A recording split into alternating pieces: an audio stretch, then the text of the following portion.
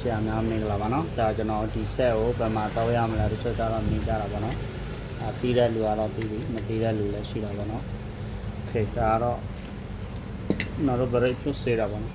ဖြုတ်လဲတာပဲဖြစ်ဒီချီတော့လေဒီမှာဆွဲထုတ်လို့မရဘူးဒါကျွန်တော်တို့ရက်ဖြုတ်လည်းမရဘူးပေါ့နော်ဒါကျွန်တော်တို့ရက်ဖြုတ်တယ်အားကျက်တာပေါ့နော်ဟုတ်ပြီပေါ့နော်ဆက်တော့ကျွန်တော်တို့ဆက်နေတင်ပါပေါ့နော်ဟောဒီဆက်နေတင်မယ်ကြည့်ကြည့်မှာပေါ့နော်ဒါကျွန်တော်လည်းမတော်ကြည့်ရလို့ဒီဆက်ကိုဆွတ်တော့ကောင်းတယ်မကောင်းဘူးကြည့်ကြည့်မှာပေါ့နော်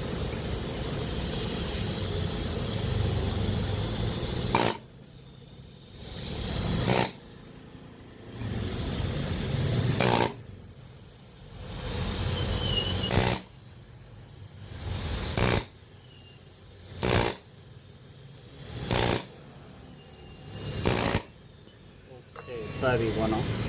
တာကြီးတအားလိုက်နေတယ်နော်ဒီမှာတာကြီးလိုက်ရကျွန်တော်တို့ဒါရက်ဖြုတ်လို့မရဘူးပေါ့နော်ဒါကျွန်တော်ဒီကောင်ကပြေးလို့ရတာပေါ့နော်